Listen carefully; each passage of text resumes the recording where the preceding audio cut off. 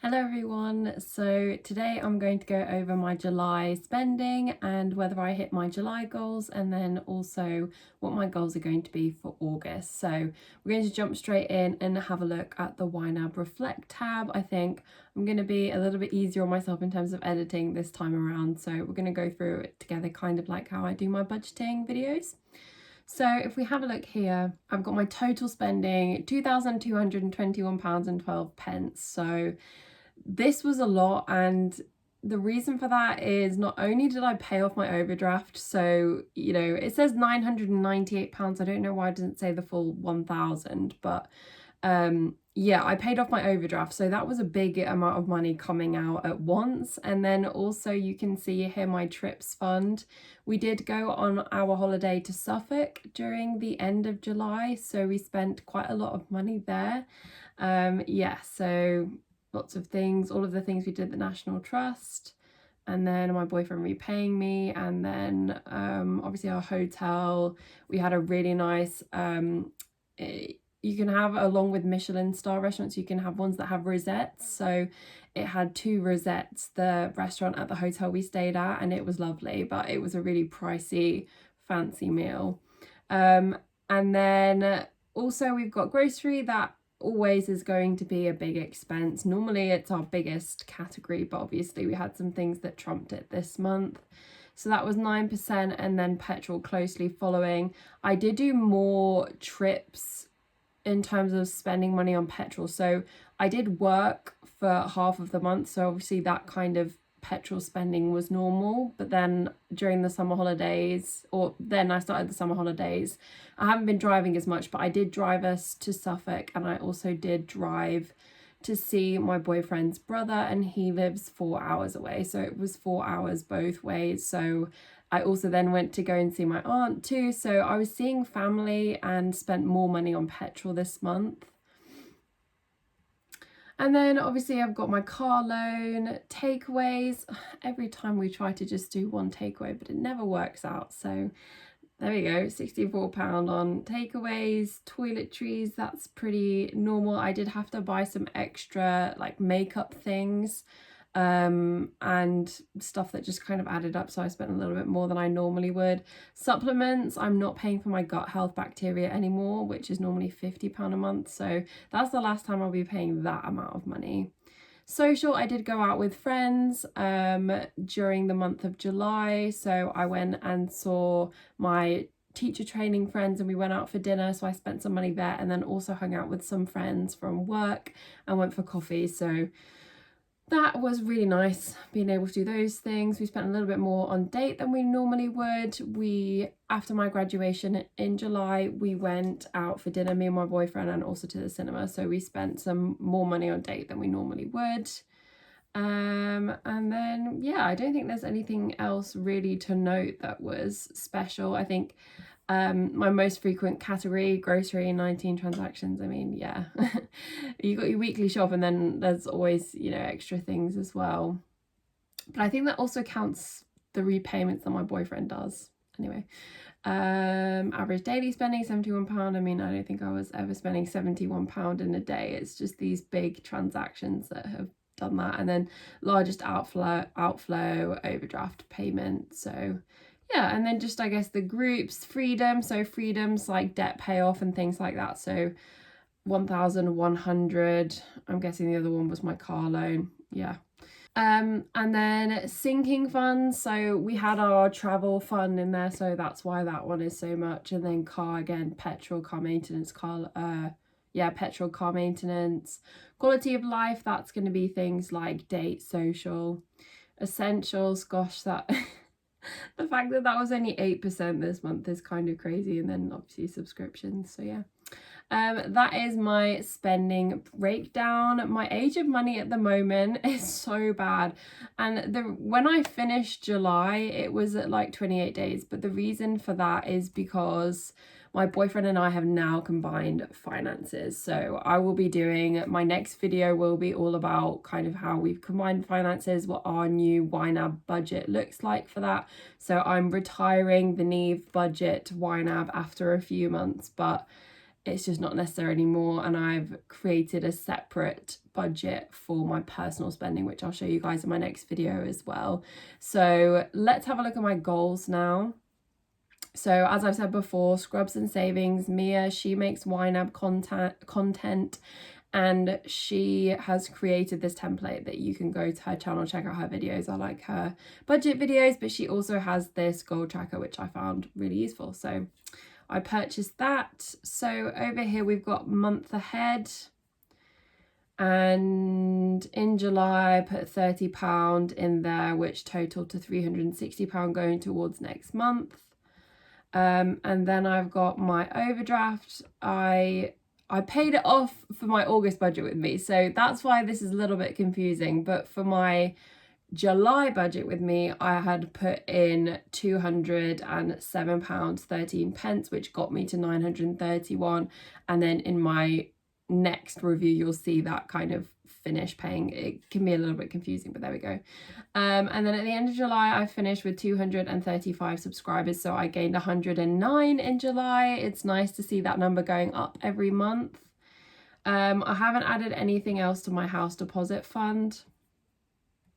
My car maintenance fund, I added £44.81, so then that got me to £91 for car maintenance. As I said, in the previous month, I spent a lot on car repairs, so that's why that it's just really not growing very much. And then I haven't added anything to the iMac fund. I don't know when I will, to be honest. And then my car loan, I pay the same off every month, but we are now down to 2,588. So yes, that is my goal tracking. And let's move into my July goals and whether or not I achieved them. So the first goal was to reach 250 subscribers. I definitely had a good influx of subscribers in June when I did the YNAB tag, and also I was featured on the Budget Nerds podcast. That did slow down slightly in July, so I didn't hit 250 subscribers, but even though I like to have a goal like that, I'm very much aware that there isn't much I can do about hitting that subscriber goal. You know, I can post to my upload schedule and post shorts as well, but I can't control whether I get the number or not. So I think I was 15 off, which is slightly annoying, but whatever. I didn't really care that much. I just care that people actually are subscribing and want to watch the videos. So yeah, didn't reach that goal, but that's okay. The next one was to have 2 social events. So I think I ended up with 3 social events, and then also went to visit family as well. So I had a really social month in July. For those of you that have seen previous videos, I'm an introvert, I'm in my mid-20s, I'm not at university anymore. Like, it is hard to make friends, so I'm trying my best to hang out with people, make friends in my mid-20s, and that is part of it. So I hit that goal and I'm very happy with that. The next was to post 8 YouTube videos, which I hit. I think there was a couple occasions, like maybe one occasion where I didn't post on the specific day, but what I do try to do is if I don't post on a Wednesday or a Sunday, I'll post on the next day so that it's pretty close to my upload schedule. But my goal is to get at least 2 videos done every week and then do some shorts alongside that. So I wanted to post 16 shorts. I think I ended up posting 10. I've kind of hit a bit of a plateau with ideas for shorts, so I kind of do it when I want to, but as long as I'm hitting my long form video schedule, then I'm pretty happy with that. The next one was to enjoy my holiday, which I did. I think it was nice to just have that on there to remind myself that I need to fully enjoy the time away that I had with my boyfriend, because we don't get to do it very often, and there was lots to celebrate, you know, in terms of me being fully qualified, finishing my training year. My boyfriend just works really hard in his job. He's had a pay rise and a promotion since we last went on holiday. So yeah, it was really, really lovely. And I think we thought we went way over budget, but we actually didn't. We spent the money that we'd put aside for the holiday, and then we just used our date money for August for that holiday. So yeah, we made it work, and we actually didn't overspend by that much at all, and we fully just enjoyed ourselves. The next is start saving for a rent deposit. As you will probably know by now, we are having to enter the renting world again, which is bringing its own issues in terms of viewing places and just fighting to get a good one. So As of right now, we don't have anything yet, but we have started putting money towards a rent deposit, which is really good. So I ticked that one off. And then pay off my overdraft. I mean, this is a big goal for me. I had my overdraft through university because I grew up in America for a bit of my life. I couldn't get UK student loans, so I had to pay for a lot of university myself, and my mum had some money saved up for me and my grandparents, so we were able to get me through uni debt free. But in terms of an overdraft, I did end up taking out an overdraft when I was at uni because I needed it to help to pay for living costs. So I had 3 years post graduating university to pay that back, and since getting serious about my finances over the past year, I've been putting a little bit away each month to pay that back. So that was £1,000 overdraft, which as of the 3rd of August would have had to pay interest on, but I was able to pay it back in time using YNAB, which really helped me to make sure that I hit that goal at the right time. Now we are going to go on to my August goals. First one is 325 subscribers. Again, I think it's nice to have a number and just see if I hit it. So I think 325 is manageable, so we'll see if I hit that one. The next is find a place to rent. We're in a bit of a time crunch now, so really in August we need to at least have secured a place, whether we move in at the end of August or in September. I think securing a place this month is imperative, so that one is on there, and I'm working very hard. I'm now on to my 7th viewing, so it's a lot of work, but it's fine. The next is to set up my classroom. So I'm going into my first full year as a teacher, and that means that I get to set up my classroom. So at some point towards the end of August, I want to go into school and set it up so that it's all nice for me and the children for when they start back in September. The next is to go to the gym 4 times in the month. So I joined a gym briefly and I cancelled it, but they sent me an email saying,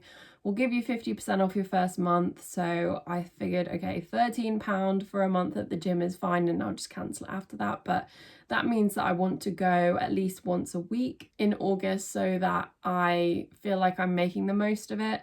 And I think that's a pretty good goal to have. I think if I have anything more than that, I'm just not going to do it. So gym once a month. And then that leads me into the next one, which is to do all of my training runs. So I am back running finally. It took me ages. I will spare you the details on that one, but basically I'm back on a running schedule. I'm feeling good about it. I am subscribed to Runner again, just because I find it really useful for races, and I've signed up for a half marathon in November, which I'm excited about. So yeah, I'm doing 3 runs a week at the minute, so I want to hit all of those runs in August at least.